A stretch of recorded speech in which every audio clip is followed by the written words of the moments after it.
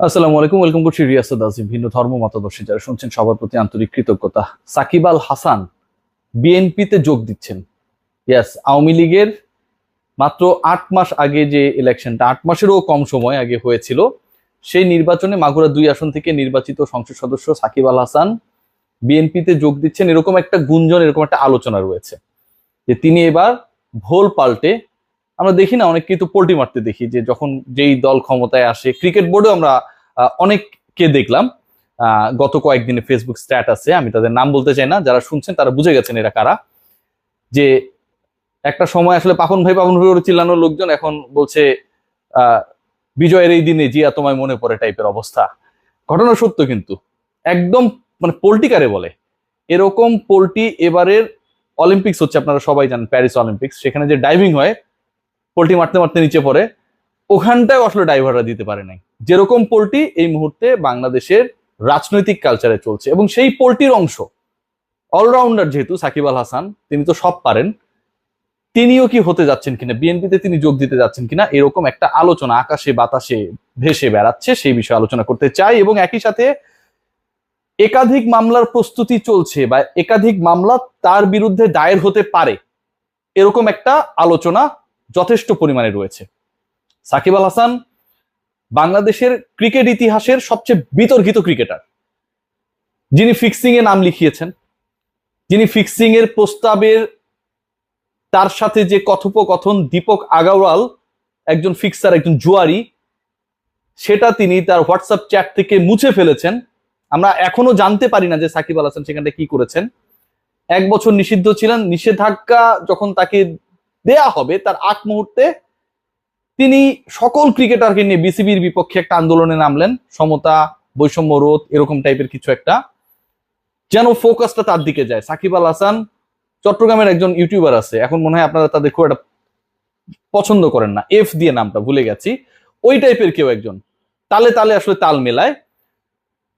শেষ পর্যন্ত সাকিব আল হাসান ফিক্সিং এ অভিযুক্ত হলেন, নিষিদ্ধ হলেন, কিন্তু ওই আন্দোলনটার কারণে সবাই তাকে অনেক অনেক বড় মনের মানুষ ভাবা শুরু করলো। এবারের যে ছাত্র আন্দোলন, সেখানটায় সাকিবের রূপটা আমরা একদম ক্লিয়ারলি দেখেছি।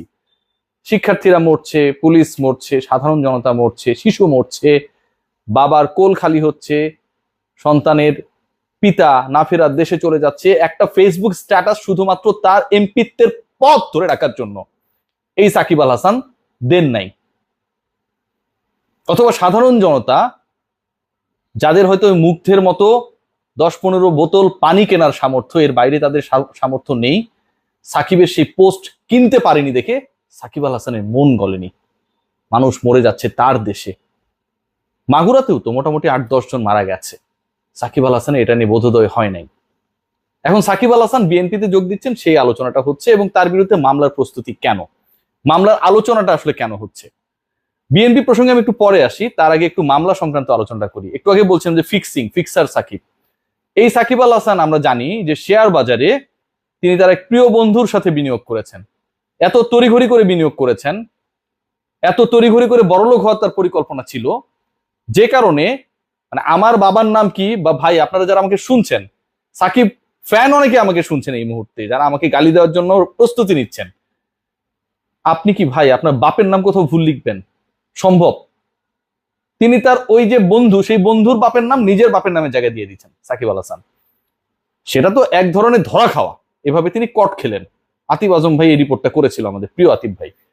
এবং শেয়ার বাজারে গিয়ে তিনি, অন্যরা তো সর্বশান্ত হয়ে যায় স্টক এক্সচেঞ্জের সামনে, সারা দিন তারা অপেক্ষা করে, যারা অন্য প্রফেশনে থাকে সারা দিন মোবাইলটা খুলে রাখে গুতাগুতি করে। সাকিবের বড়লোক হতে বা শেয়ার বাজার থেকে মুনাফা তুলে আনতে খুব বেশি বেগ পেতে হয়নি, কারণ তিনি ব্যাকডোরটা ভালোভাবেই নক করেছিলেন, সেটা একটা।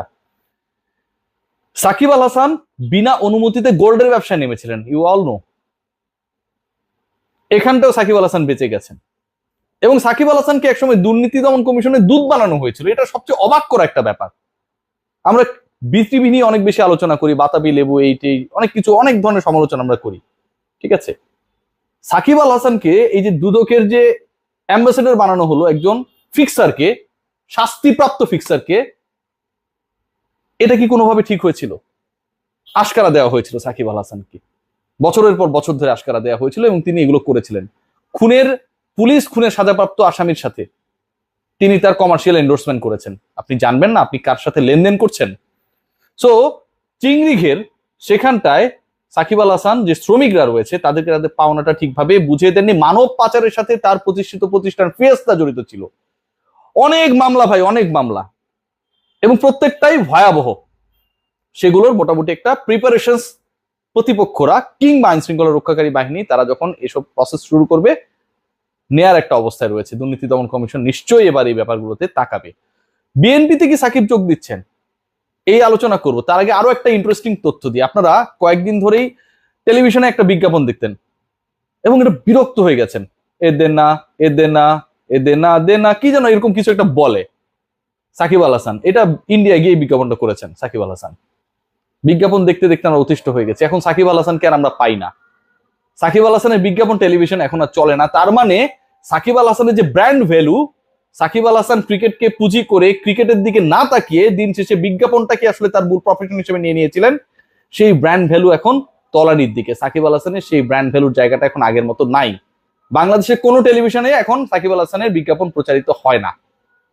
সেই তিনি বাংলাদেশে আবারও প্রতিষ্ঠিত হতে চান।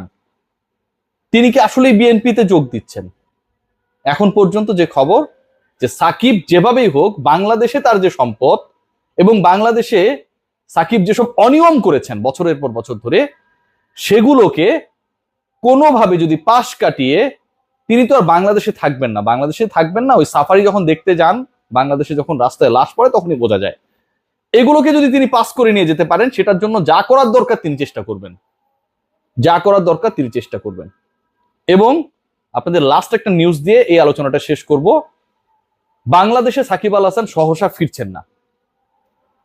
আপনারা দেখেছেন অনেকে গ্রেফতার হচ্ছে, এবং সাকিব আল হাসান যেই ধরনের এলিগেশন ক্যারি করছে, নাম্বার ওয়ান যেটা হচ্ছে আইনিভাবে দেখা হবে হয়তো, এবং একই সাথে সাকিব আল হাসান যে পরিমাণ তরুণ প্রজন্মকে একটা সময় বিভ্রান্ত করেছেন, তারা যখন আক্রান্ত হয়েছেন ঠিক তখন তারা বুঝতে পেরেছেন যে সাকিব আল হাসান আসলেই যাই করেছেন শুধু তার জন্য করেছেন, আর কারো জন্যই করেননি।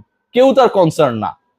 তাদের মধ্যে সাকিবের প্রতি যে বিদ্বেষ, ঘৃণা তৈরি হয়েছে, তারা যেভাবে বিব্রত হয়েছে, সত্যি কথা তাদের আইডলের এই কর্মকাণ্ড দেখে, এটাও সাকিব আল হাসানকে সেই গাট ফিলিং দেয় না যে তিনি বাংলাদেশে পা রাখবেন।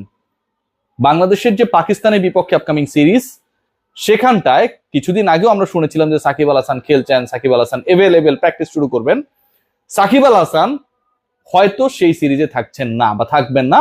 বাংলাদেশ ক্রিকেট বোর্ডে একটা রিফরমেশন হবে, এবং এরকম একজন ক্রিকেটারকে আমাদের ফলের থেকে, আমরা সাকিবের কারণে অনেক ভালো ফল করে ফেললাম, সেটার থেকে আমার কাছে মনে হয় দায়বদ্ধতার জায়গাটা এখন সবচেয়ে বেশি গুরুত্বপূর্ণ এবং গুরুত্ব দেওয়া উচিত। কেউ যদি বাংলাদেশের সবকিছুর ঊর্ধ্বে নিজেকে মনে করে, সেটা বিশাল ভুল। বাংলাদেশি ক্রিকেট কারো বাপের না।